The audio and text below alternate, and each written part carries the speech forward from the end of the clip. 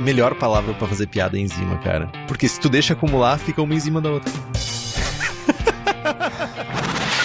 Se você tiver um equipamento que você confia, funciona. Eu não confio no meu, então... Gelatina igual tempo em pó. Melano igual decocção em grão. Desde que eu prometi a Keush, eu nunca mais prometi porra nenhuma. Momento arrombado. Arrombado. Momento arrombado. Começa agora o programa que dissipa mitos e enfrenta até os temas mais difíceis do mundo da cerveja. Apresentado pelo grão-mestre das piadas ruins, Henrique Boaventura.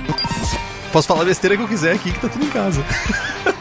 Na companhia de pessoas mais inteligentes que ele. Esse é o Braçagem Forte.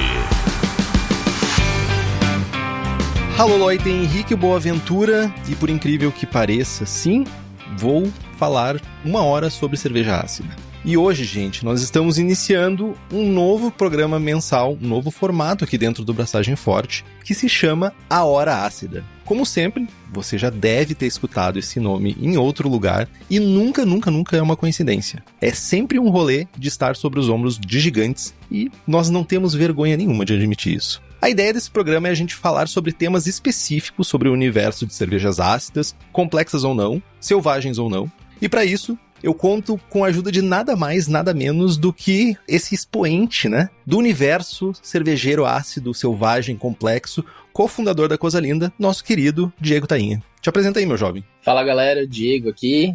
É um prazer estar aqui ajudando, né, falar sobre cerveja ácida e voltando às origens de voltar aí pro mundo de, não de podcaster, mas eu acho que de uma forma mais, vamos dizer assim, diária, de escrever novamente conteúdo, né? Falar conteúdo agora, né? Que antigamente a gente escrevia, né? Na minha vida anterior eu era blogueiro de futebol, né? O Figueirense e tal. 8 anos escrevendo sobre Figueirense na Gol.com. Caramba. Caramba. Que sofrimento. Então, daí até participei do Sport TV, tudo, já fiz participação, rádio, participava direto. Até hoje me chamam lá pra fazer participação em rádio, mas galera, eu nem vejo mais futebol. Agora é só podcast de cerveja. O rolê agora... Teu passe é nosso, é isso que quer dizer? Agora é só podcast de cerveja. É, claro, é isso aí, é um prazer estar aqui pra ajudar e vamos lá falar sobre coisa azeda, vamos azedar e estragar muita cerveja aí. Bom demais. E sabe quem também gosta de azedar e tem dúvidas e, de certa forma, tem suas dúvidas elucidadas, são os nossos queridos apoiadores e apoiadoras do Braçagem Forte, que tem vários benefícios em nos apoiar. Tem sorteios de equipamentos, livros e merchans exclusivos, participação no melhor grupo de WhatsApp cervejeiro do país, acesso ao Julgando Forte, que é a nossa iniciativa de treinamento e aperfeiçoamento de avaliação de cervejas, que inclusive já sabemos, a próxima edição vai ser com a Stannis, que a gente está decidindo o kit agora mesmo. E, nesse meio tempo, você já pode ir acessando o site stannis.com, Stannis com 2 N's, e com o cupom BFL12 você ganha 12% de desconto em qualquer produto. Então, eles enviam para o Brasil inteiro, então é só usar esse cupom mágico e fazer as tuas compras. E para quem é apoiador e apoiadora, tem mais desconto ainda, então cola lá. Se tu quer ter acesso a tudo isso e estar aqui junto conosco, faça como Alan George, André Leguelé, Carlos Alberto Poitevin, Carlos Rogério de Carvalho Dutra, Cíntia Okawa, Denis Torizani, Edmar Kaufeld, Felipe Augusto Kintzer, Gabriel Mendes Souza Martins, Christopher Murata, Leandro Almeida, Luiz Henrique de Camargo, Marcelo Maciel, Maurício Grillet Martini, Ricardo Peixoto Gonçalves, Rodrigo de Lima Costa, Rubens Fernando, Thales de Souza Faria, Thiago Fernandes Dias, Wellington de Oliveira Ferreira, além de um séquito de outras pessoas mais que nos apoiam pelo Apoia-se. O link é apoia.se/braçagem-forte. O link tá no post. E eu queria aproveitar a oportunidade para falar sobre uma camiseta que conquistou a minha preferência. As camisetas da Insider. O rolê é diferenciado. Veste bem, não amassa, não desbota e para nós que passamos horas na frente de uma panela quente, suando horrores, ela tem uma tecnologia anti-odor e dá uma sensação de frescor, o tal do conforto térmico. A sensação que eu tenho é que seria possível sair de uma abraçagem pronto para aquele passeio em família, para dar aquele rolezinho. Como vocês já sabem, eu tô sempre curioso para saber, né, sobre essas informações, e fui atrás de entender o que tem por trás dessa Tech T-shirt. E ela parece coisa de ficção científica mesmo. É como se fosse o ápice tecnológico da camiseta do dia a dia. Tecido exclusivo e modelagem perfeita para juntar conforto e vestir naquele grau. corre no site da Insider e compra as tuas usando o cupom Braçagem Forte. Boas braçagens!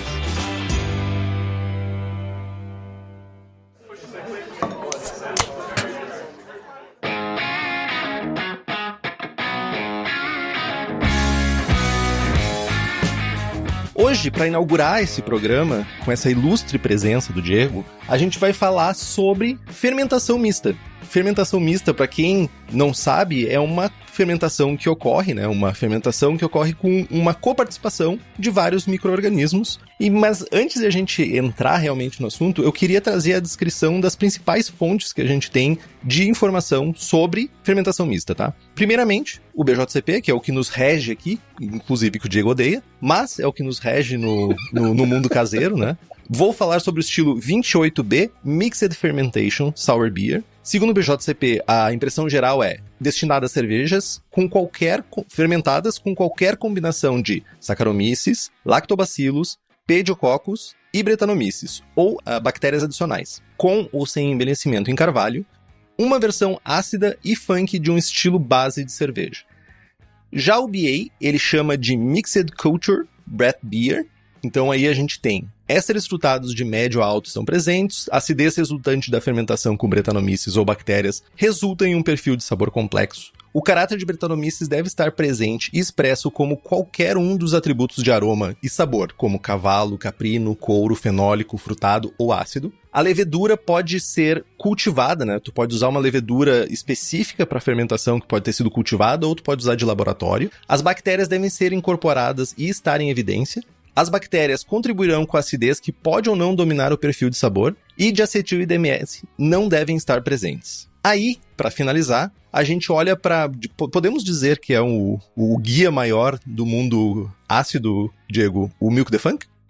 Olha, eu diria que é vamos dizer, uma enciclopédia muito importante, né? E não diria que ele é onde a gente vai entender as características das cervejas, mas como fazê-lo. Milk the Funk é hoje a melhor fonte, né? Ou maior fonte que existe na internet sobre isso. Bom demais. Então, segundo o Milk the Funk, fermentação mista, também referida como fermentação de cultura mista, ou mais especificamente, fermentação mista de múltiplas espécies, é qualquer fermentação que consiste em uma combinação de Saccharomyces, levedura da cerveja, né? Brettanomyces, levedura selvagem, segundo o Milk the Funk, Lactobacillus, que é uma bactéria ácido-lática, Pediococcus, bactérias também ácido-láticas, ou outros micróbios não convencionais na fabricação de cerveja. De modo geral, existem dois estilos de fermentação mista. Fermentações mistas com bactéria ácido-lática, que daí seria o Lactobacillus e ou Pediococcus, e fermentações mistas sem bactérias ácido-láticas. Então, se a gente olhar para essas cervejas ácidas com fermentação mista, elas são caracterizadas por sua maior acidez e sabor azedo causado pela produção de ácido lático e requerem o uso de bactérias ácido-láticas, aí, abreviadas como BAL. BAL, o que seria mesmo? BAL, BAL. Enfim, tem uma tradução para isso aqui. É LAB, na verdade, LAB. Sim, é Lactic Acid Bacteria, LAB. Isso aí. Que geralmente é o Lactobacillus e Pediococcus. É que pegou a abreviação em português e me pegou ali, eu tipo, mas calma aí. Me ajuda a te ajudar. Essa cerveja geralmente se enquadra em uma faixa de pH entre 3 e 3,7, embora a acidez titulável seja mais precisa para medir a acidez percebida. A fermentação mista sem bactérias ácido-láticas geralmente é fermentada com uma combinação de sac e brete, e cervejas de fermentação mista sem bactérias ácido-láticas podem ser ligeiramente ácidas devido à produção de ácido acético por parte da Brettanomyces, mas geralmente não são consideradas ácidas e, se bem elaboradas, porque carecem de ácido lático e muito ácido acético é considerado uma falha. Então, agora temos esse descritivo de cada uma das fontes. E aí? O que a gente encontra de semelhanças ou de diferenças aqui, Diego? Como eu te falei ali, quando tu começou a falar do descritivo do Milk the Funk, eu acredito que o Milk the Funk ele não é a melhor fonte para pegar a descrição. Eu acho que esse não é bem o trabalho que eles fazem. Por mais que tenha alguns tipos de características que eu acho que ficam muito bem consolidadas no BA, que é, por exemplo, dar muita atenção ao fato da origem do micro-organismo, né? Porque a fermentação mista, e esse é um dos aspectos principais desse nosso estilo que a gente está falando hoje, é de cervejas ácidas complexas, né? Que daí já é um termo que a gente tem trabalhado em português desde o início dos projetos da Semana Selvagem, né? Para quem não conhece, foi um projeto que fez congresso de cervejas ácidas complexas aqui no Brasil, teve 2 edições e eu acabei sendo organizador. E muita coisa a gente precisa adaptar a linguagem para melhor traduzir o conceito que está sendo feito, né? Então, quando a gente fala em cervejas ácidas, a gente está falando de um termo que ele é muito simplificado, e quando a gente está falando desse tipo de termo de cerveja ácida complexa, ele melhor se refere a cervejas que têm fermentações mais complexas. E aqui, né, nesses descritivos que tu leu, né, Henrique, eu acho que tu pôde perceber o quanto tem essa preocupação em falar sobre o papel de diferentes tipos de micro-organismos que tu não vai ver em outros projetos, no caso, né? E eu digo por que o Milk the Funk não é tão bom na descritivo disso, porque, por exemplo, aqui, né, ele coloca na fermentação mista a própria Brett Beer, né? Porque quando a gente faz uma cerveja só com Saccharomyces e Brettanomyces, ela vai ser qualificada nos outros guias como Brett Beer. Total. E até... Então a gente aqui tem uma pequena confusão. E eu diria também que se tu entrar nos tópicos de discussão que estão lá no Milk the Funk, existe muita discussão sobre o papel da própria Brettanomyces na produção de acidez. Porque a gente sempre vai falar, quando falar da produção de ácidos pela Brettanomyces, como uma produção de acidez extremamente leve. Só que o que geralmente acontece, principalmente na produção de cervejas ácidas, que eu vejo, assim, eu acompanho muita produção de colegas que fazem cervejas de fermentação mista, né, e vêm pedir conselho, é que bota uma cerveja com Saccharomyces e Brettanomyces e aparece uma acidez. E essa acidez não necessariamente é da Brettanomyces, mas sim de uma contaminação. Principalmente quando a gente está falando de acidez acética, porque a acidez acética, ela é uma coisa que ela vai aparecer muito pela contaminação não planejada, né, ou o aparecimento não planejado da bactéria acética, né, que vai produzir o ácido acético. Acetobacter, no caso, né? E ela é o Acetobacter. E assim, ele é algo que, basicamente, ele está em todo lugar. É muito difícil de tu evitar. Tu não consegue evitar que ele esteja no sistema. O que tu consegue evitar é que ele se propague.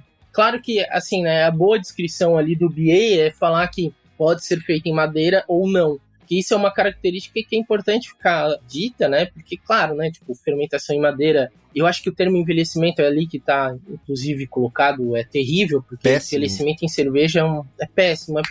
Porque todo mundo, quando a gente fala que a gente está fazendo uma cerveja em madeira, todo mundo pensa que tu está envelhecendo. E quando o pessoal pensa em envelhecer, pensa no conceito de, peraí, eu vou dar o sabor da madeira para essa cerveja. E não necessariamente é isso que acontece. A gente tem que considerar a madeira como um meio fermentativo. E isso é muito importante da madeira ser... Tá vendo que a gente tá entrando aqui em coisa que a gente não deveria, né? Mas vamos falar só estritamente desses conceitos. Te segura, Diego. Tem mais uns 80 programas pela frente pra te deslanchar nisso. Tem. Quando a gente tava conversando sobre esse projeto, né, gente? Daí o Henrique, não, vamos fazer isso bem simples. Eu disse assim, mas fermentação isso é muito aberto, cara, calma. É por isso que a gente fala, ó, a gente vai falar sobre assuntos bem fechadinhos aqui.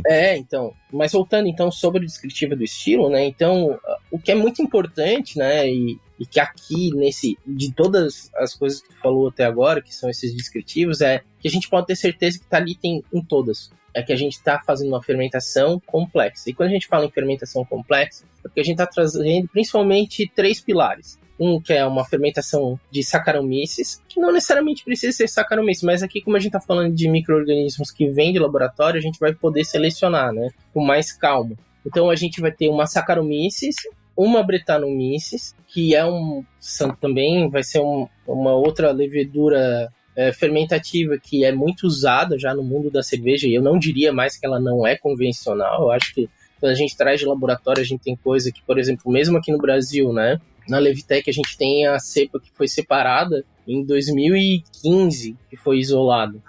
Por aí. Então, tipo, a gente está entrando na primeira década da seleção das bactérias brasileiras da Levitec, que inclusive eu acho que valeria um dia, sabe, um próprio episódio, porque uma década é uma marca muito legal para uma levedura brasileira, né? Total. E ela vem sendo usada constantemente. Mas enfim, e também que ela vai ter que usar bactéria. E geralmente a gente tá falando aqui de bactéria lática. Por mais que tu possa fazer também com ela só com uma bactéria acética, de repente, né? E quando a gente tá falando de bactéria lática, geralmente a gente pensa nos lactobacilos, mas aqui, né, na fermentação mista, Eu acho, por exemplo, que o pad deveria estar sempre aparecendo, né? Por mais que muita gente opte em fazer uma cerveja que é um Kettle Sour e simplesmente depois entra com uma Brettanomyces. E tu vê que a gente falou de 2 estilos de produção diferentes, né? Mas vão se qualificar como fermentação mista.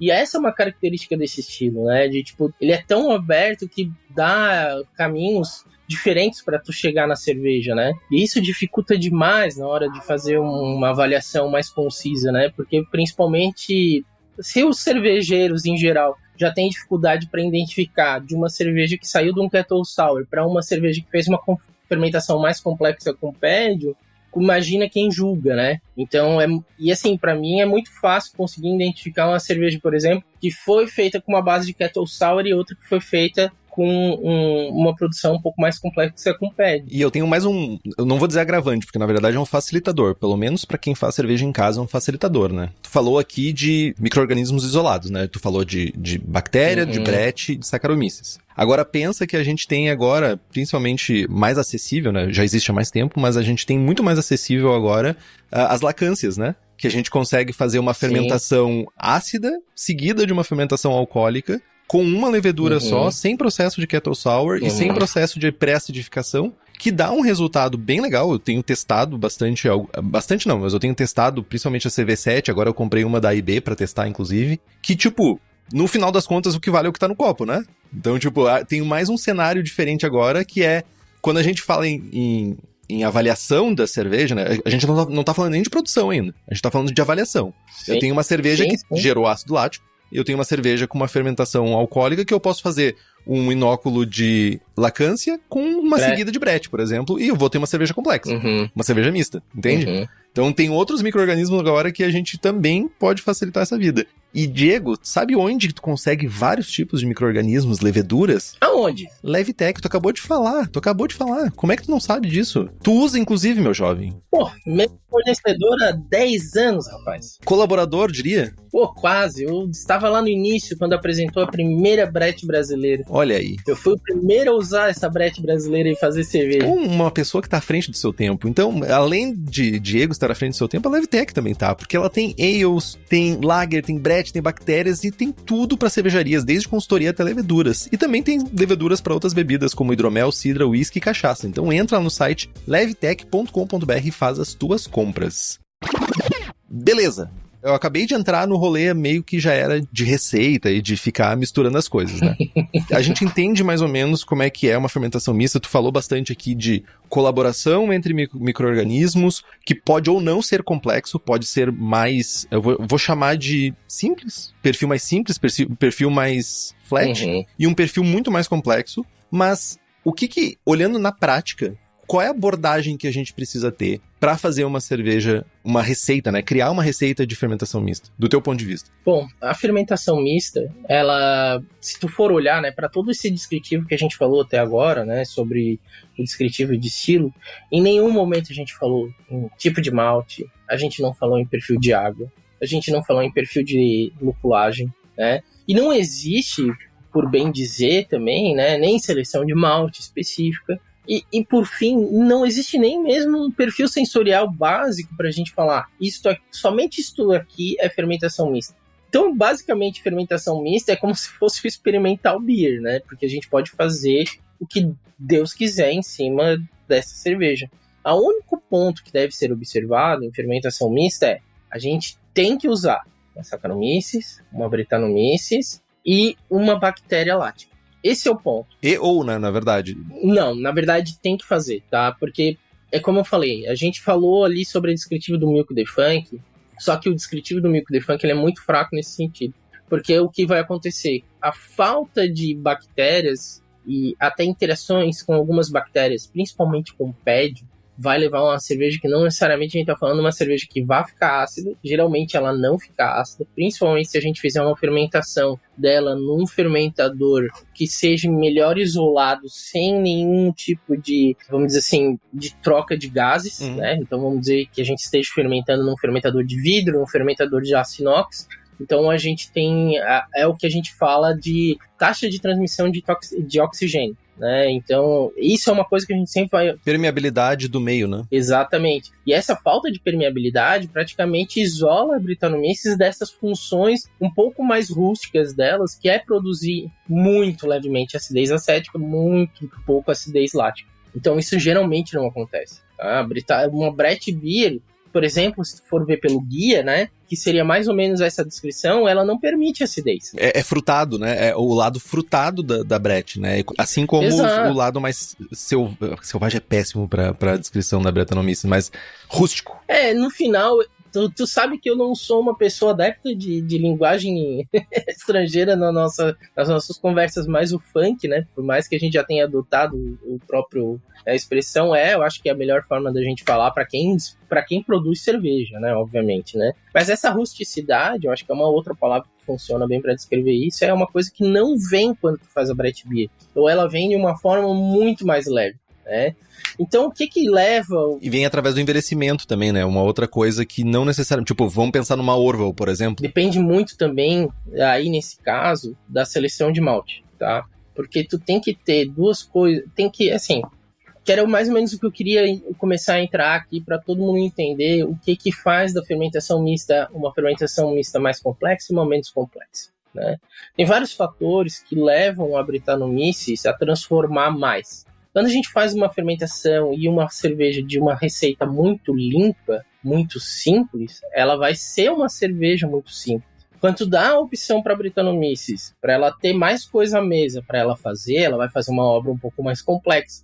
Porque no fim, obviamente que nem tudo recai sobre a Bretta, e aqui é importante a gente começar a desmistificar um pouco o papel da Bretta, de que tendo Bretta é uma cerveja selvagem. Não é bem assim, a gente precisa de várias coisas. E aqui, fermentação mista, né, a gente já está falando de bastante coisa, mas na verdade é muito pouco, né? Aqui a gente está falando de uma fermentação que, quando a gente está trazendo os micro-organismos de laboratório, tu consegue selecionar. Então tu vai trazer uns de 3 a 4 micro-organismos para tu fazer a fermentação. Muito maior já do que nas ales e lagers, que é uma, duas no máximo, quando a gente tá falando de kettle sour, que a gente tá falando de micro-organismos fermentativos. Então a gente já começa a aumentar a complexidade fermentativa e nesse ponto a gente começa a ver como é que é diferente. Mas o que eu queria falar, e me chamou muita atenção de tu falar da Philly Sour, né, e das lacâncias, outras leveduras que são parecidas, né, que levam a mesma técnica, é que a gente pensa que, beleza, coloquei uma lática, botei a Bretta, eu tenho uma fermentação mista e vai dar tudo certo. Talvez não, talvez ela vai ficar muito simples, né? E é uma das coisas que desde o início, assim, me chamou muita atenção foi sobre a necessidade de duas coisas que, desde a minha primeira leitura do livro, o Wood and Sour, alguma coisa assim, não lembro o título do livro do Pete Buchert. E esse livro, ele é muito legal porque ele dá muitas ideias, porque ele não é um livro que dá apenas uma versão de como produzir cervejas, né? Mas sim de várias descrições de várias cervejarias, como é que eles fazem. Wood and Beer. Isso aí, Wood and Beer. E esse livro, ele é muito interessante. Teve duas coisas principais que me chamam muita atenção, que é o papel da fermentação primária e o que essa levedura primária vai fazer. Se eu coloco uma levedura americana bem limpa, que é usada para fazer cervejas IPAs, ela não vai dar percursores para a Brettanomyces se transformar nessa rusticidade que é o nosso alvo nesse tipo de cerveja. Porque o que a gente espera de uma fermentação mista quando a gente vai julgar? Apesar de isso ser um preconceito, tá? A gente espera que ela seja complexa e que ela tenha, né, uma riqueza de aromas e sabores. Porque o descritivo não diz isso. E o que a gente espera é que ela fala, mas não... E a gente tem um preconceito se a gente pegar uma cerveja que tenha uma boa fermentação limpa e tal, mas ela não tenha tanta rusticidade. E isso eu já vi isso em julgamento de boss com cara foda na mesa, tá ligado? E esse é um tipo de preconceito que, principalmente pro Brasil, não serve. Por dois motivos. As nossas Brettanomyces, elas não produzem tanto funk. Então a gente precisa cuidar muito de como é a formação da nossa receita, enquanto no outro não, tá? E ela pode ser uma cerveja simples, mas ela tem uma complexidade leve, ser fácil de beber e ser muito boa também, né? Total, mas tem um ponto que, sabe, um ponto que tu me fez olhar de um ponto de vista diferente, por estilo, vou falar de estilo agora, tá? Uhum. A impressão que eu tenho, por exemplo, quando a gente olha pro BA e pro BJCP, é que o estilo, ele tá mais direcionado à técnica de produção do que necessariamente ao perfil produzido. Entendeu? Exato. Eu fiquei com essa impressão de que, tipo, agora, ouvindo tu falar e a gente lendo um após o outro ali no início, eu fiquei com essa impressão que, tipo, ó, encaixa aqui uma cerveja que tu fez com uma técnica de produção X. Eu falei pra ti agora, tipo, porra, eu consigo esse perfil com lacância, saca? Tipo, tu tem outras coisas... Talvez. Ou não. Mas, entendeu? Mas, tipo... É mais sobre técnica, fiquei com a impressão, até por causa dessa amplitude que tem de perfis que podem ter essa cerveja, eu fiquei com essa impressão de ser mais direcionada à técnica. Ah, sim, com certeza, por isso que eu digo, e agora eu vou falar o que eu queria te falar, a hora que tu falou, não é somente sobre o que está no copo. E esse é o grande problema e a grande vantagem desses estilos, da selvagem, da espontânea e da fermentação mista. Muito tá fora do copo. Porque, como tu viu, o negócio é totalmente aberto, entendeu? Obviamente que quando tu vai jogar, se o que tiver no copo não for bom, ele não vai ganhar. Mas é muito sobre técnica, e eu acho que esse descritivo sobre o que tu tá fazendo vale muito também, deveria valer, né? Pelo menos na minha forma de ver, sobre como o juiz vai avaliar. E é muito difícil de avaliar, porque não é muita gente que sabe como é que funciona a produção disso, né? E é difícil de saber porque, na verdade, muita gente não sabe. Mesmo quem sabe muito, sabe pouco. Eu sei muito sobre o que acontece na produção da coisa linda. Porque todo tipo de produção é, em si, uma experiência muito única. A gente estava conversando aqui um pouquinho antes de começar a gravação. A Praia do Meio e a Paulo Lopes são duas cervejas que a gente produz com o mesmo mosto, sob a mesma temperatura. Eu já fiz isso, agora eu não faço mais, mas fazem a fermentação ao mesmo tempo, faziam ao mesmo tempo, mas a gente fazia o mesmo mosto e dividia só em barris diferentes, onde cada um tinha suas leveduras ali espalhadas, tá? E o que acontece com isso aí?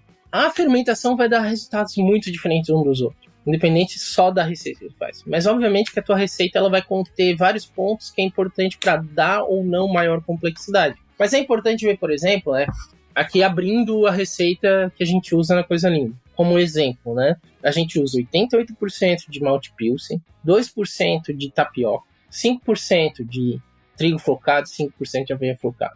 Esses últimos elementos que eu trouxe, tapioca, trigo flocado e aveia flocada, o modo de produção desse tipo de insumo leva a um tipo de, vamos dizer assim, de cocção que é muito parecido com a produção do mosto de uma alambique. Um turbi de mash. É muito parecido com a produção de um turbi de mash. Então isso é uma coisa também que tá nesse livro do Pete Bookerhart, sabe? Que tá ali nos detalhezinhos, né? Tá sempre nas entrelinhas.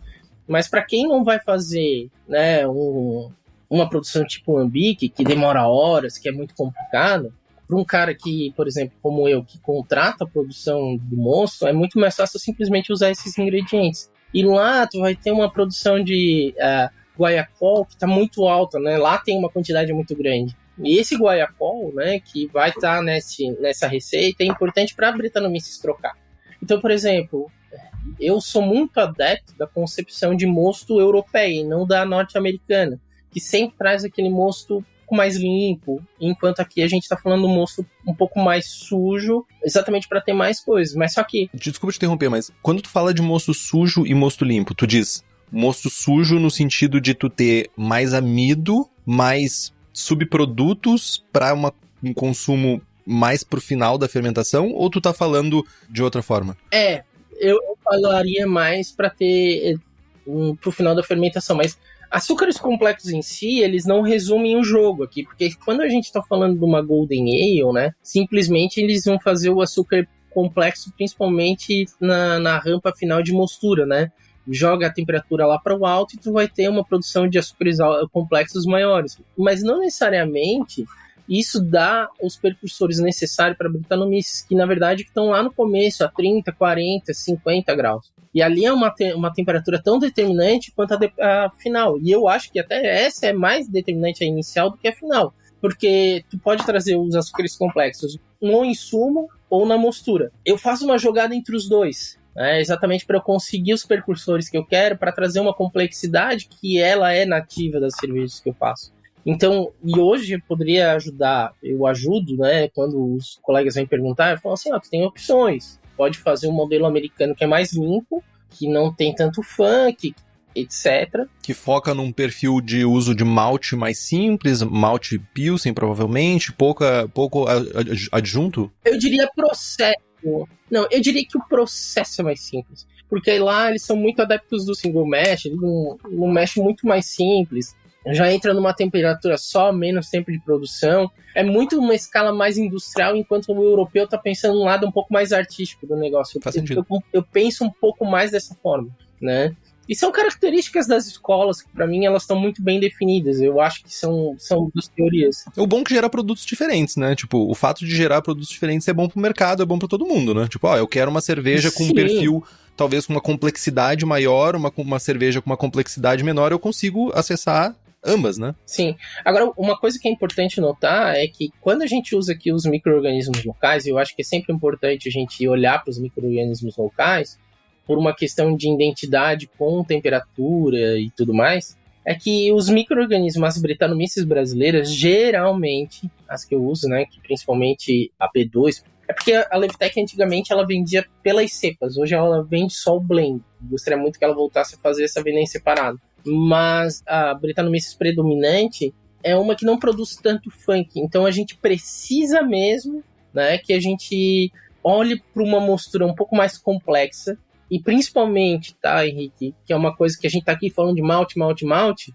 mas o micro-organismo da fermentação primária, ou seja, a Saccharomyces, ela tende a entregar complexidade, para tu ter complexidade depois também. Então isso são duas coisas que são extremamente importantes. A origem dos precursores que estão nos insumos, né, principalmente no malte, e o papel da levedura da fermentação primária. Por mais que isso possa fazer fermentação tudo ao mesmo tempo, tá? Mas a Saccharomyces, ela sempre vai ter uma cinética de fermentação muito maior do que uma Brettanomyces no começo. Então ela vai assumir a ponta, ela vai fazer o primeiro, vamos dizer assim, o primeiro bloco de fermentação grande é ela que faz. Então a gente tem que garantir que tipo, tem que ficar muito atento de que tipo de levedura a gente está usando aqui. Por isso que a gente está falando muito de tipo de produção. E isso determina muito o resultado final do negócio. Tem uma coisa interessante, então. Porque eu tava ouvindo aqui e tomando notas de algumas coisas que tu trouxe. Tu falou sobre 4-vinil-guaiacol, né? Uhum. Tipo, produção de 4-vinil-guaiacol. Aí, naturalmente, eu penso, beleza, por que eu precisaria ter esses precursores da cerveja, né? A gente tá falando de, primeiro que Saccharomyces seria interessante ter uma levedura POF positiva, ou seja, que ela gere fenólicos, certo? Porque se eu tô olhando para 4-vinil-guaiacol, eu gostaria pelo menos de que houvesse uma transformação desse 4-vinil-guaiacol em fenóis. Tamo junto aqui, né? Sim, exato. Aí, o que tu tá provendo daí, quando tu faz uma mostura mais baixa ali na faixa dos 45, 55, né? Que é o que a gente fala ali do descanso do ácido ferúlico, né? Que é no mundo caseiro é chamado disso. Beleza, eu vou produzir mais, eu vou pelo menos gerar um ambiente onde eu tenho maior propensão a gerar esse 4-vinil-guaiacol, que vai estar presente no mosto. E aí vem a fase da fermentação, que é, eu também preciso olhar para uma levedura Saccharomyces que vá fazer uso desse 4-vinil-guaiacol, porque depois vai ter uma transformação por parte da Brettanomyces nesses produtos da levedura ale, em complexidade. É isso, né? Exato. E aí isso é muito legal, porque daí tu consegue ter várias transformações a mais, né? E assim, tu pode levar esse tipo de discussão para outros tipos de produção, né? Enquanto tu pode ter aquela manteiguinha que tu é indesejável na produção cervejeira, né, e que o PED entrega muito isso, também vai ser transformado pela Brettanomyces. Então é por isso que é tão legal usar o PED também.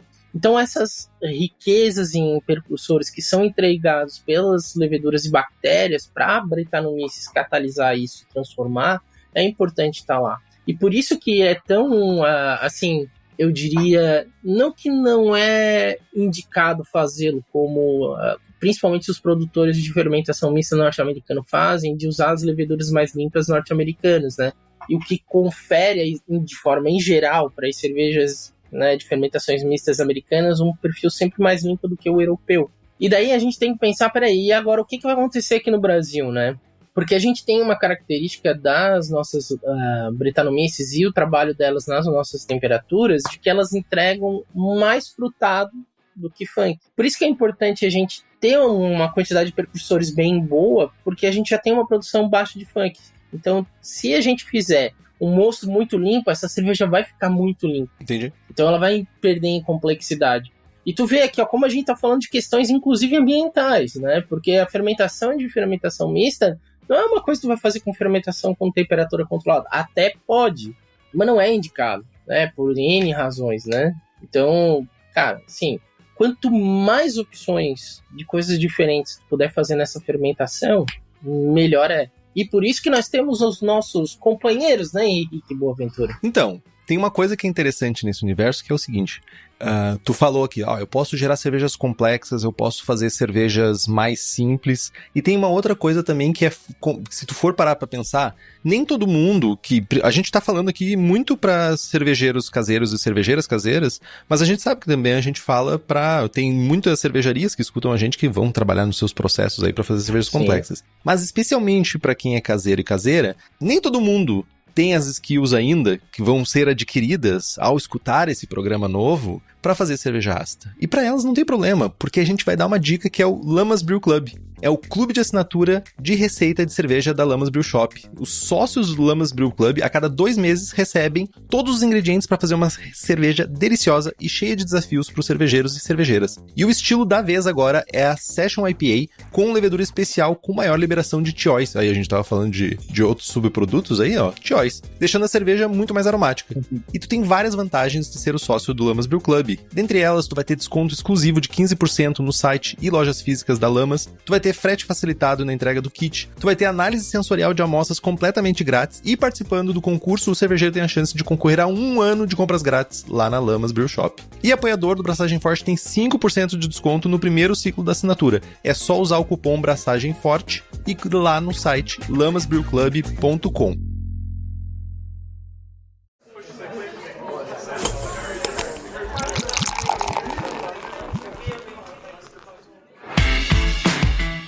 Jovem Diego, a gente falou um pouco de fermentação limpa, tu estava trazendo aqui o perfil mais norte-americano, onde a gente tem um grist mais simples, uma receita originária, né, mais simples ali, com uma mostura, uma rampa simples, talvez não usando uma quantidade grande de adjuntos que vão ajudar nessa fermentação tornar-se mais complexa. Mas também tu falou um pouco sobre o outro universo, né? Tipo, tu deu uma retocada aqui, né? Eu acho que se a gente vai focar numa cerveja, lógico que a gente pode fazer o perfil limpo, mas eu acho que o lado complexo, ele é mais bonito. O lado complexo, ele é mais charmoso. Olhando agora para essa tua fala sobre complexidades, o que a gente mira numa receita que vai, talvez, ser mais assertivo na produção de uma mixed fermentation com complexidade? Bom, eu acho que é uma boa forma da gente começar a dar um norte, né? Como a gente falou, né? A gente tem um estilo aqui que é tão aberto que a gente pode dizer, faz do jeito que quiser, que tu tá dentro do estilo.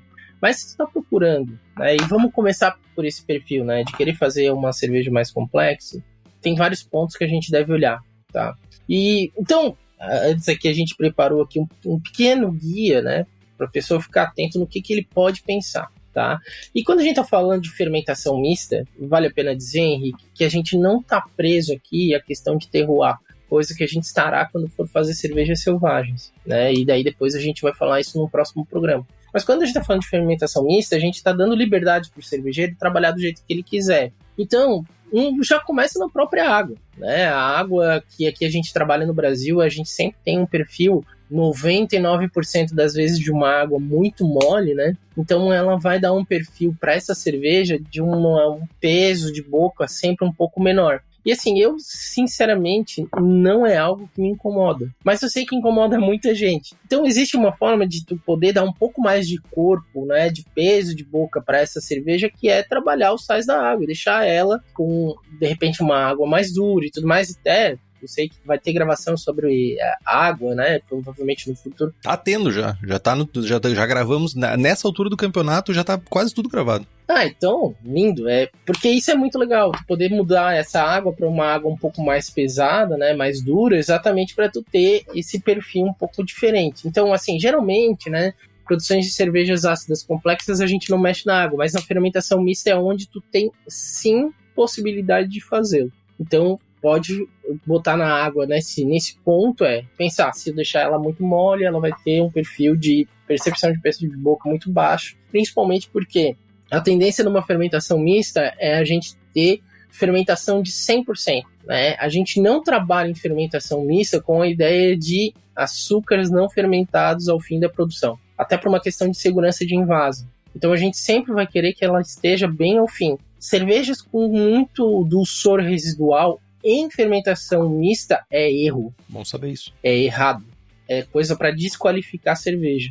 Então, por isso que a gente tem que olhar para a água nesse ponto, para ela ter um peso de boca maior. E isso é uma coisa que em Bruxelas, e tu vai botar uma água no copo no hotel, na casa do Airbnb que tu vai ver que depois que o copo secou, ele tá cheio de bolinho, de tanto mineral que tem naquela água. E nos Estados Unidos não é diferente. Então isso é algo que para eles é um ponto positivo, exatamente porque isso traz um pouco de cor. Mas também a gente deve levar isso em conta, Henrique, no sentido que a característica nossa não vai ser essa, né? Enquanto o Brasil, de escola brasileira, se um dia tiver. Mas as escolas de lá dependem de ter, sim, essa água um pouco mais dura. E esse é, principalmente, o ponto que nos influencia no resultado final, tá?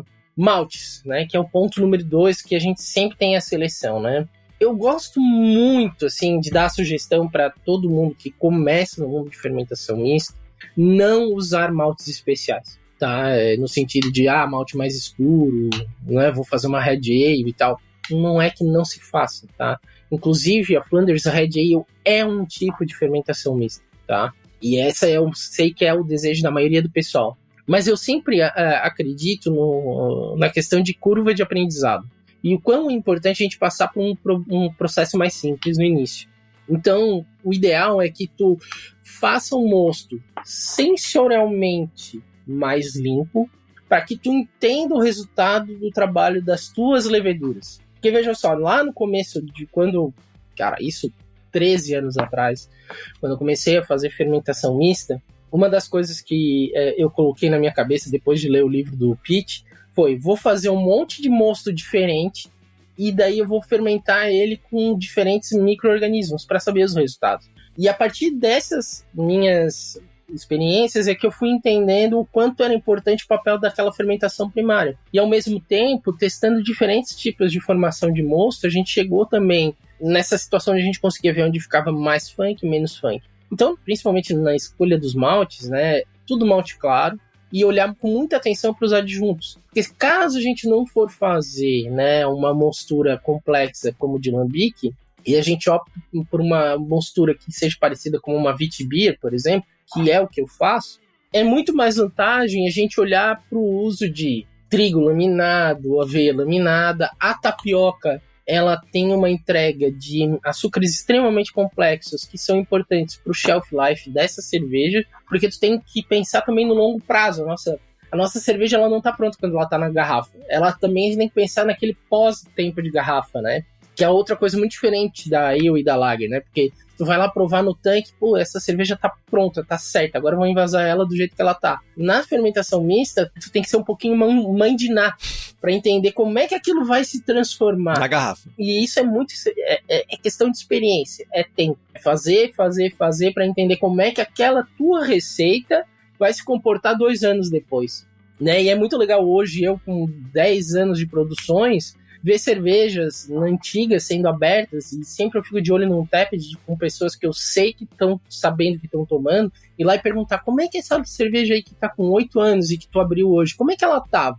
Né? E realmente os resultados são muito legais, assim, a gente tem visto muita gente abrindo agora cervejas do primeiro clube da Coisa Linda, que uma delas era uma framboise. Cara, e ela tá maravilhosa, ela parece que foi feita ontem, mas ela tá com funk, ela tá com cítrico, ela tá com tudo isso. Mas isso aconteceu porque desde lá a gente tá usando açúcares complexos, para que exista o que se chama no micro de funk, é um termo em inglês que se chama de trabalho de scavenger, de oxigênio, né? Que seria de captura de oxigênio que vai entrando na garrafa de um jeito ou de outro, mas como ela tem alimento ainda dentro da garrafa com esses açúcares super complexos, que pode ser até celulose, aquele vai sendo usado para, né, metabolizar o oxigênio que está entrando. E aquilo não deixa a cerveja estragar. E por causa de toda a complexidade, né, vai sendo gerado enzimas no processo que vai quebrar esses açúcares complexos, esse amido, essa celulose vai quebrar, e não só quebrar de uma vez só, né? um multi-step, né, na verdade, porque vai acontecer uma quebra inicial, que vai gerar um subproduto,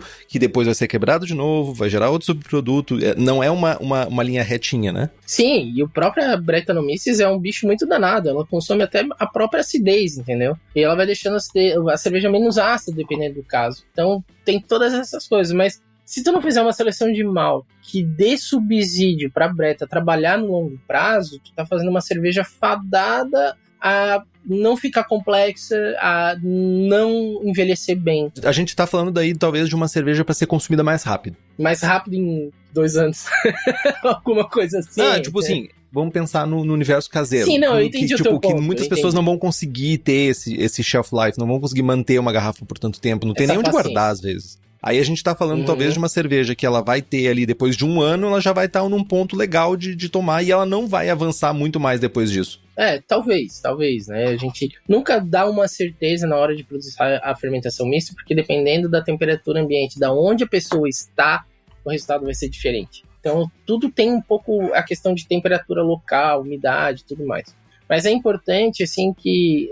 Claro, né, o que tu falou faz certo sentido, que caso a gente queira optar por uma técnica mais norte-americana, de um produto mais simples, mais, entre aspas, sem graça e tudo mais, tu pode optar por isso. Mas se tu quer jogar no longo prazo e fazer coisas bem diferentes, é importante tu pensar nela com o tempo. Então, e por isso que é tão importante tu olhar para os insumos focados. E essa é uma dica, assim, a gente não vai entrar aqui, claro, né, Henrique, uma discussão super complexa, mas a dica é, use sempre trigo focado, aveia focado e tapioca. Eu acho que tapioca é uma coisa que foi uma descoberta nossa, que hoje é algo que eu vejo como indispensável para cervejas de longo prazo. Hoje eu faço saisons de fermentação mista e de fermentação selvagem, e não uso tapioca, mas é porque é um produto que eu quero que seja consumido rápido. É o que eu falei antes. Eu quero que, a pessoa não tenha em mente nele de deixar envelhecer, já vai poder tomar logo. Mas outro dia ainda alguém me ligou, mas eu posso guardar ele lá no fundo do meu armário, né? Eu digo, pode, não tem problema, vai envelhecer, vai tudo. Mas ainda assim não é o objetivo dele. Então, enfim, né, só andando um pouco mais pra frente ali, falando de mostura, né?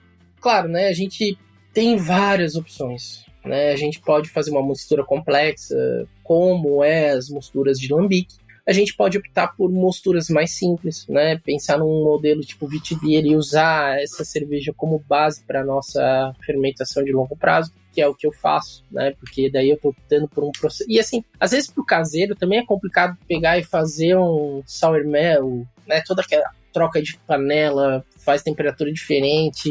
E às vezes a cerveja selvagem, fermentação mista, ela é mais simples do que fazer a maioria do que as outras cervejas. É simplesmente fazer um mosto rápido ali, como se fosse uma Witbier, mas usar os micro-organismos corretos. E tu vai ter só que esperar mais tempo para ela ficar pronta, mas tu não precisa fazer... Kettle Sour, chururu... Não precisa, não é necessário. E isso transforma o processo de produção de uma cerveja selvagem muito mais simples. A única coisa que requer mais tempo. Tá, e quando tu fala de mostura mais simples, como uma Witbier, tu tá falando focar numa rampa 45, 50 por uns 15 minutos, 15 a 20 minutos. Isso. Já pular pra uma alfa? Ou tu passaria na beta? Sim. Pular pra 70 numa alfa? Não. Bota no alfa. Porque assim, tu também tem que pensar que necessita ter um balanço de quanto a Saccharomyces vai consumir e quanto a Brettanomyces vai consumir. E tu não pode deixar a Saccharomyces trabalhar pouco também, porque senão tu não tem os percursores transformados para que a Brettanomyces pegue. Não é tão simples assim. Não é tão simples. Então sempre é uma coisa de balanço, assim. Então, por exemplo, né, tu tem que deixar um espaço para Saccharomyces trabalhar e depois deixar um pouco para Brettanomyces. Então, por exemplo, né, e isso vai muito de olhar também para qual que é a atenuação daquela tua levedura. Porque se tu pega uma levedura Saccharomyces muito atenuativa, né, extremamente eficiente, ela vai deixar muito pouco para Brettanomyces e tu vai ter pouca complexidade. Tá, mas isso não é errado, é simplesmente uma escolha. Agora, tu pode usar, por exemplo, que é uma coisa que o pessoal me zoava muito tempo atrás. T58. Que era, tipo, eu era o embaixador da T58 no Brasil. Mas agora, sabe qual é o problema? O problema é que agora eu entendo por que tu usa o T58, entendeu? Uhum. Porque as pessoas não gostam do T58 justamente pelos subprodutos que ela gera. Exato. E só que tu quer esse subproduto, só que não é pra cerveja final, é pra breta transformar. Exato. Eu usava ela muito nesse formato, né? E agora, tipo, eu já uso só levedura brasileira. Só pego levedura da série LY da Levtech, por Mas exemplo. leveduras ales, Porque, claro, Saccharomyces ou não? sim, Saccharomyces. Tem algumas que não são, tá? Da série LY, ó. Mas é uma série de leveduras brasileiras, na verdade, manezinhas aqui de Floripa, que a gente utiliza da Levtech, né? Mas elas entregam a cerveja do jeito que a gente quer também. Tem leveduras ali que são menos atenuativas e estão funcionando muito bem. E tem outras que são mais atenuativas que a gente usa na nossa Saison. E por aí vai. Mas enfim, só para notar aqui, né, que o açúcar mais simples, ele tem que estar ali também para Saccharomyces trabalhar e entregar as coisas para Brettanomyces, né? Então tem que ter um balanço. E esse balanço vai determinar teu grau de complexidade também, né? Porque tu pode fazer isso da forma que a gente tá falando e não ter complexidade, porque, por exemplo, se tu pegar a manipoeira selvagem, a percepção de funk é muito mais baixa do que nas fermentações mistas que eu faço para Praia do Meio, apesar de serem as mesmas receitas, né? Então isso depende muito de quais são os micro-organismos que estão trabalhando ali, né? Porque mais ou menos o que a gente tá falando aqui também serve para fazer cervejas selvagens, né? É o mesmo tipo de raciocínio. Mas, enfim, tá? É só para deixar atento. Usem no começo, né, malte simples com insumos complexos, né? Como trigo focado, tapioca e aveia, mas pode ter centeio, pode ter isso, não tem problema, tá? E a mostura ser balanceada ali pra gente ter a entrada de complexos e simples. Então, provavelmente a gente vai estar falando de 3 rampas. Uma rampa para olhando para ácido ferúlico, 45, 55. Uma segunda rampa aí na caixa, provavelmente na faixa dos 65, 64, 65.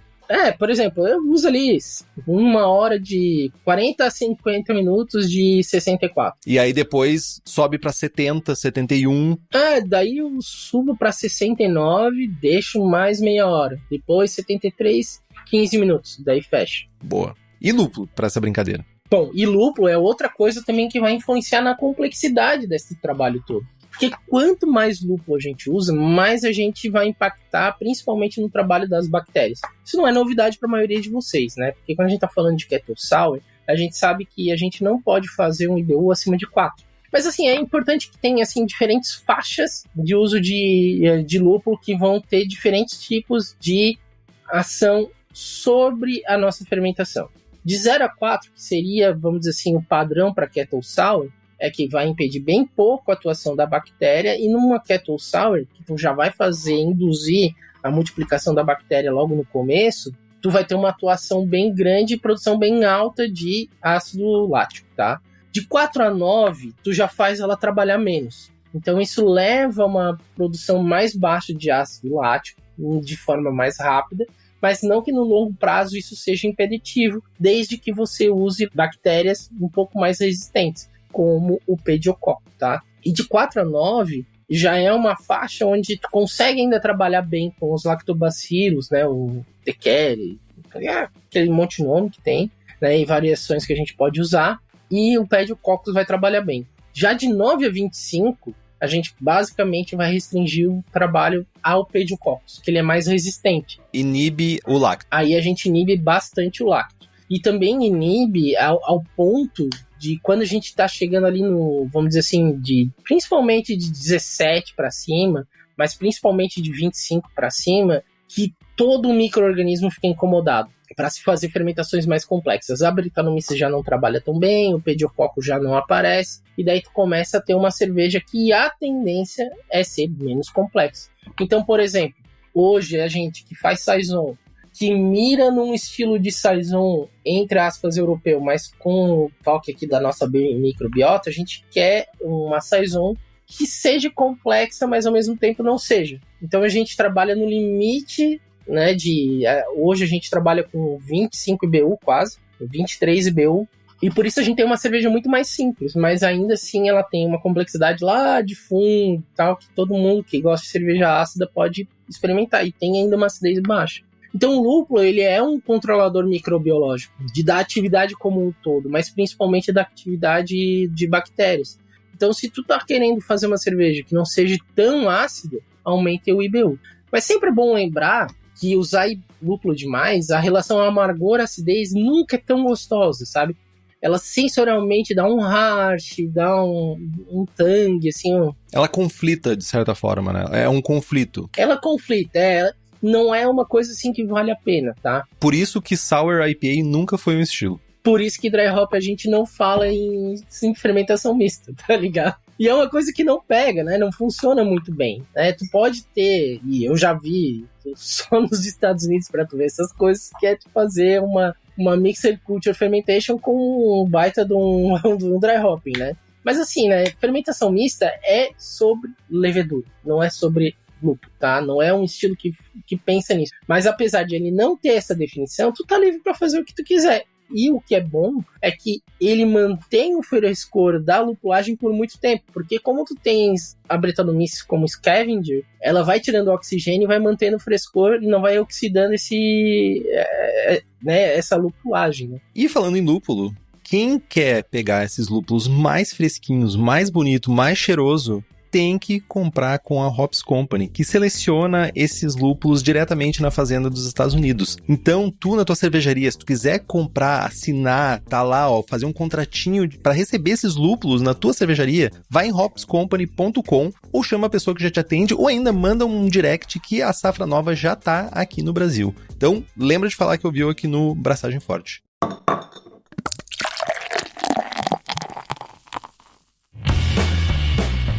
Pra gente encerrar aqui, quando a gente fala de fermentação, que tu disse que é a parte mais importante, mas quais são os bichinhos que vão fazer essa festa, né? Como é que a gente escolhe, né? Bom, antes de tudo, a gente tem que olhar para a regra que a gente falou lá no início, né? Tem que ter uma Saccharomyces, uma bactéria e a Brettanomyces. Ponto. Só que essa seleção vai muito agora também sobre a questão de experimentar. Mas hoje a gente pode, se eu pudesse falar para mim e pro Diego lá do início, para mim é uma coisa que ficou muito fácil de entender depois de uns 3, 4 anos de produção.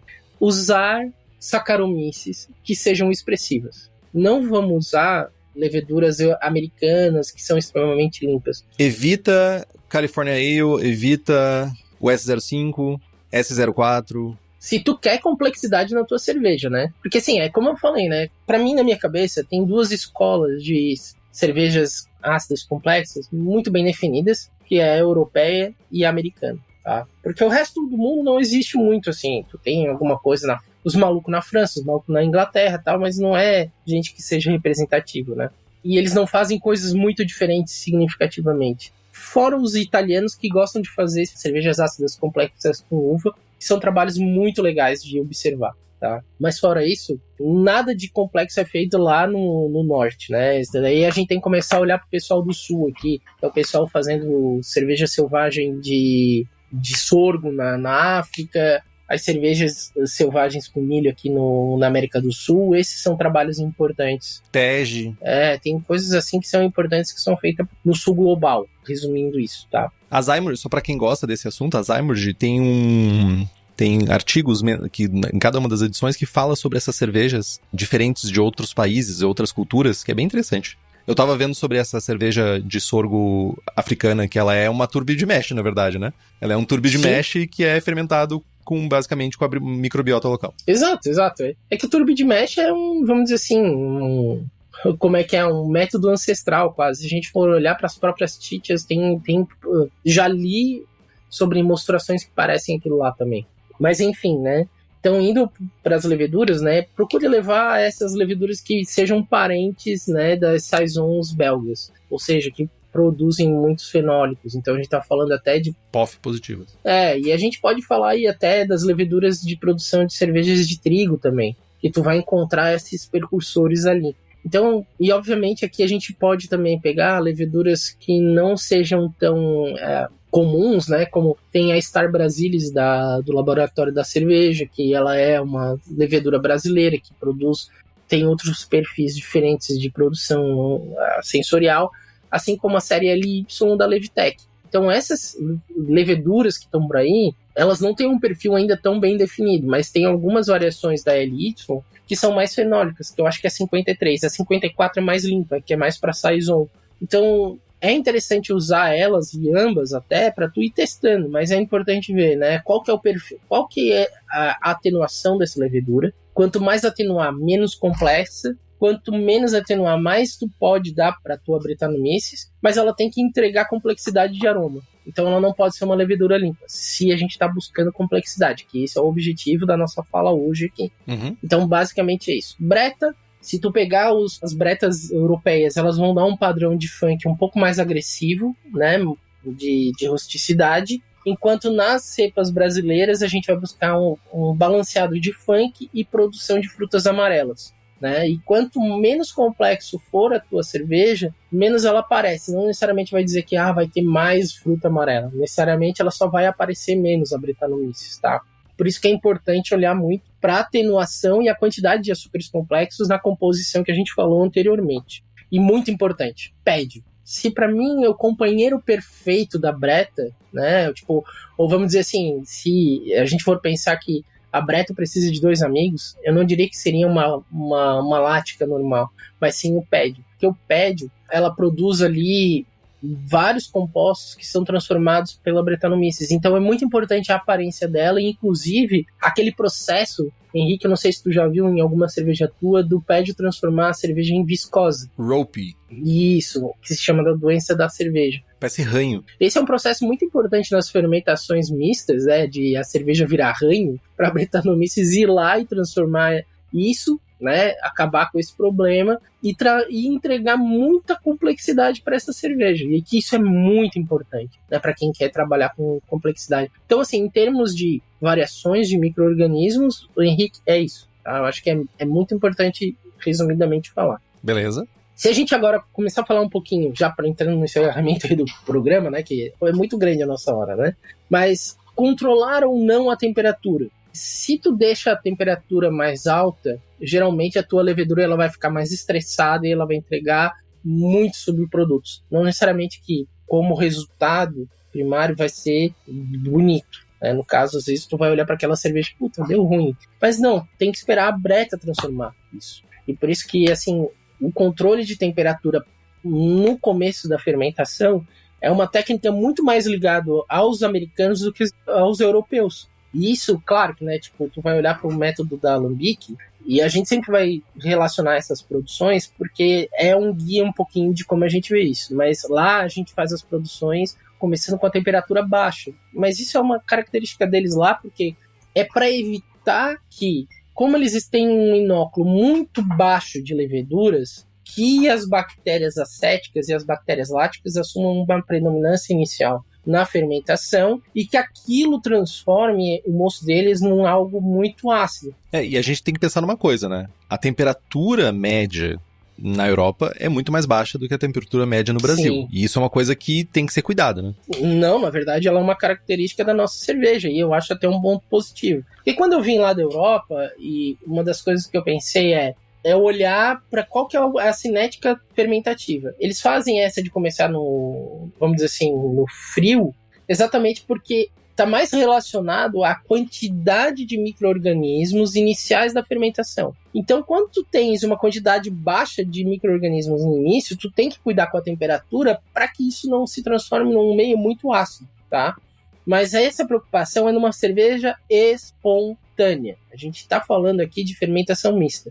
Então, quando a gente está falando de fermentação mista, tu vai entrar com a quantidade de micro-organismos ideal para a tua fermentação inicial começar rápido. Então, não faz sentido tu botar uma temperatura baixa, porque se tu faz isso, tu controla demais o resultado da tua levedura inicial e ela não vai te entregar tantos compostos. Então, isso é um raciocínio errado da escola americana que se transformou num habitué de lá e muita gente tem carregado para cá, achando que tu tem que fazer isso para proteger o teu mosto. Mas o proteger o mosto não está na temperatura, mas sim na quantidade inicial do micro-organismo para ele fazer a fermentação inicial. E se tu faz essa fermentação inicial com a levedura extremamente expressiva, mas em temperatura baixa, vai saber que ela não vai entregar complexidade. Então olha só o erro conceitual que a gente tem na escola americana, que leva muita gente aqui a fazer uma fermentação primária em fermentador fechado, sem oxigênio, em temperatura baixa. Gente, não é isso. O que a gente deve olhar é como a gente protege para não ter tanto a bactéria explodindo no início.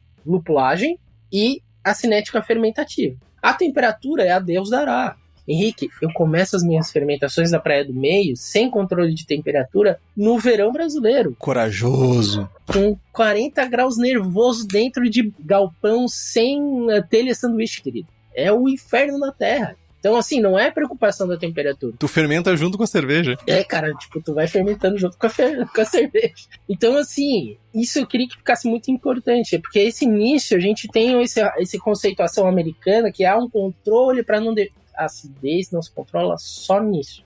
Tem várias formas da gente pensar a atuação da cinética fermentativa, entendeu? E fermentador? Fermentador é outro ponto, assim, importantíssimo, tá?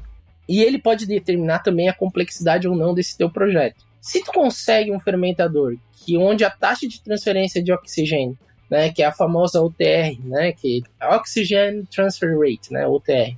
Mas aqui a gente vai olhar pelo quê? O ideal seria que cada caseiro pudesse fazer um barril dentro de casa. Que não vai funcionar, não tem, simplesmente não tem. Não vai dar certo, né? O espaço físico para a maioria não dá certo. Mas o que a gente buscaria é que a gente tivesse uma transferência de oxigênio baixa para que tu levasse a Brettanomyces a criar vários subprodutos que são importantes para essa complexidade. E aí a gente sabe que há uma impossibilidade do caseiro trabalhar com madeira, mas isso também não quer dizer que o caseiro tem que fazer isso num fermentador de aço inox. Porque, por exemplo, um fermentador de aço inox, com uma taxa de transferência de oxigênio próxima a zero, vai levar uma cerveja com menos complexidade, dá menos subsídio de trabalho para a Brettanomyces e todos os subsequentes trabalhadores dessa operação. PED, mesmo a Saccharomyces, tá? Então, a leiteirinha, o balde azul, são boas opções, enquanto o fermentador de aço inox e o de vidro não são tão bons assim. Se bem que vejo com muitos bons olhos usar um fermentador de vidro com uma tampa de rolha de cortiça. Pequena ou grande? Grande, porque daí tu vai ter uma taxa de transferência até interessante, tá ligado? Sim. Então, obviamente, tudo é uma questão de... A gente sabe que fermentadores de vidros não são um padrão, não tem um padrão específico, então a gente não sabe o tamanho. E não é uma realidade brasileira, né? Fermentar em vidro não é uma realidade brasileira. É, infelizmente, né? Eu acho que até poderia ser mais. Mas assim, a leiteiria, aquela branca ou balde azul, eles são opções viáveis desde que tu não fique abrindo a tampa toda a santa vida para olhar o filme, né? Televisão de cervejeiro. Ah, eu quero ver um filme, ai que bonito aquele negócio branco em cima. Se tu viu o filme em cima, tu tens muita entrada de oxigênio. Então, já deu ruim. Então, quanto menos tu abrir, quanto menos tu for curioso, é melhor. Mas essa televisão de cervejeiro tem que ser desligada. Porque, infelizmente, é uma realidade, tá? E às vezes a gente tem um grupo de cervejeiros de quem faz nossos cursos lá também, que daí de vez em quando já bota lá foto de película. Eu digo, gente, foto de película já é sinal que tu errou abrindo a tampa. Não é pra fazer, né? Então, porque já é a tampa do barril, por ela ter aquela massa seca em cima ali, que tipo não completa até em cima, o que é o ideal é que ela fosse afunilando para cima, para que a área de contato do oxigênio seja melhor. Por isso que é interessante a questão do vidro, né? Porque ele tem esse formato meio ânfora, né? De tu ter o afunilamento lá em cima. Então esses fermentadores são interessantes, né? Porque tu tem que ter um meio termo. Mas enfim, a leitaria funciona bem desde que tu não abre e não tire provinhas toda a santa vida. Fora isso, pode ir. E depois, gente, é sentar e esperar. Quanto tempo a gente espera? Geralmente, eu diria 1 ano, tá? Geralmente. Se a gente quer uma coisa menos complexa, tu pode tirar essa cerveja com 6 meses, dependendo se tu fez uma cerveja para não ter tanta complexidade. Por exemplo, tu vai fazer um mosto com açúcares bem simples, um pouquinho de açúcar, mas não de fermentação mais difícil depois. E se a tua breta trabalhar bem numa temperatura mais alta, né, que daí é a temperatura ambiente brasileira, ela pode chegar em 6 meses pronto. Por exemplo, eu estou entregando o Saison com 4 meses. 6 meses, que é extremamente rápido. Mas por quê? Porque são já projetadas para serem rápidas. E depende muito, né, de como funcionou ali a cinética fermentativa e por aí vai. E é isso. Daí tu vai esperar, vai analisar se que ela tá pronta. Tem um ponto essencial: olhar a atenuação. Quando ela chegar próximo de 0, como assim, tu pode considerar pronta de 1004 a menos 0. O ideal mesmo é que ela chegue pelo menos a 1002. Porque quando a gente vai com 1004 para garrafa, né, ou um prato aí, a gente tá falando, é 10 gramas de açúcares que podem ser consumidos pelas leveduras, e isso vai dar 1 bar de pressão, o que já é suficiente para muita garrafa aí, que muita garrafa não aguenta. Então, isso já leva a outro ponto, né, que é o invase. Sempre usar garrafas de champanhe, para que elas sejam resistentes à pressão, porque aqui a gente não tem um processo exato, tá? A gente vai contar com um projeto que vai anos na garrafa. Então, pode sim acontecer dessa garrafa sair da sua carbonatação projetada. Ficar mais carbonatada. Pode passar daquela. Ou até mesmo carbonatar menos, de acordo com o tempo. Exato. Né? Então, ela pode ir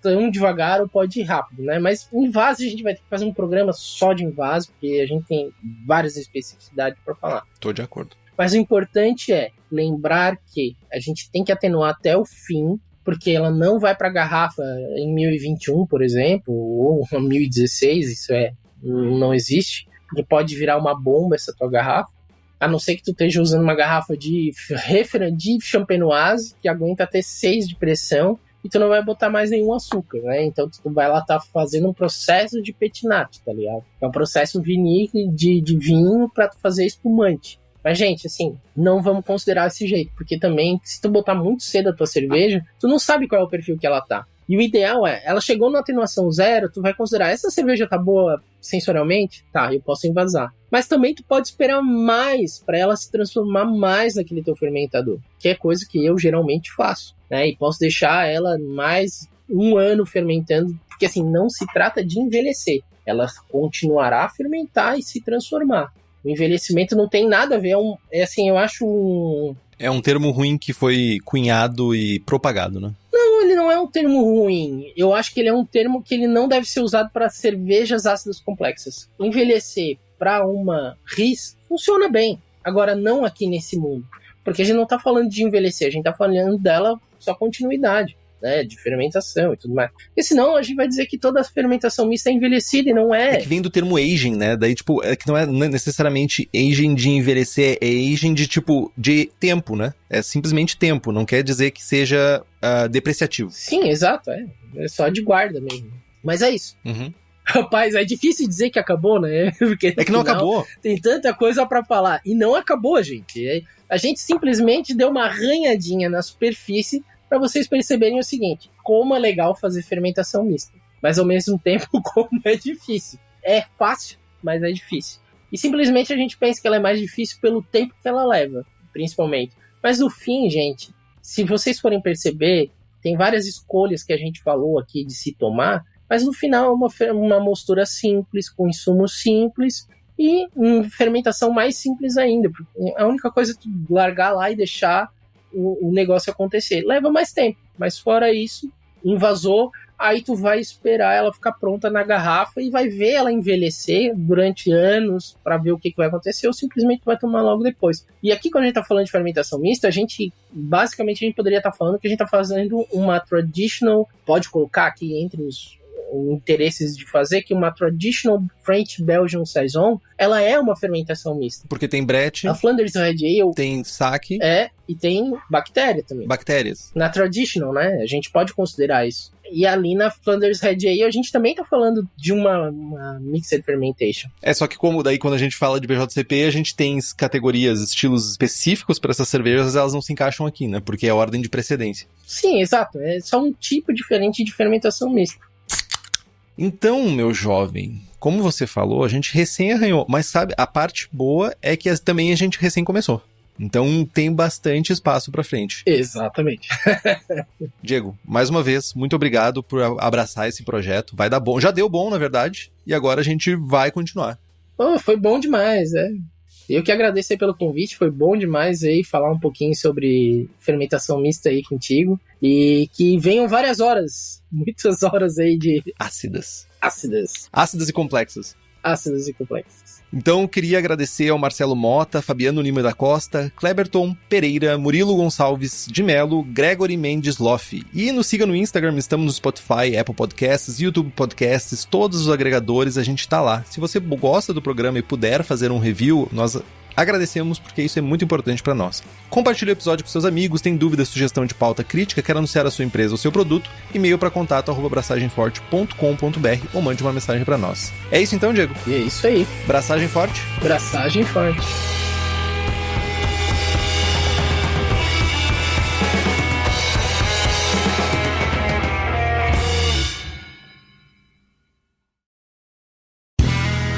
Este podcast foi editado por Play Áudios.